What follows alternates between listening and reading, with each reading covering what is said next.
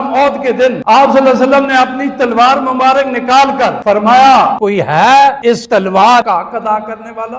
کئی صحابہ کرام رضوان اللہ تعالی علیہم اجمعین اٹھے، اپنا ہاتھ آگے بڑھایا، میرے مصطفیٰ نے ہاتھ پیچھے کر دیے تلوار والا۔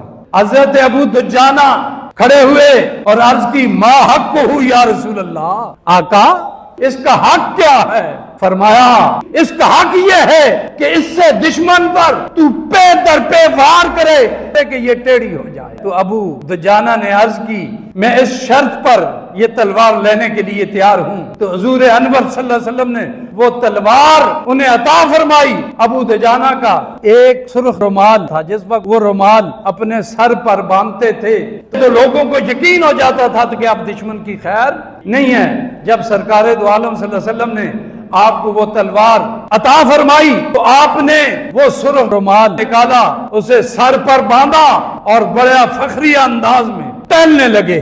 اپنے غلام کی اس ادا کو دیکھ کر میرے آقا نے فرمایا یہ ایسی چال ہے جو اللہ کو ناپسند ہے، لیکن اس موقع پر جس وقت دشمن سامنے ہو یہ چال چلی جا سکتی ہے۔ وہ ٹہلتے تھے نا یوں۔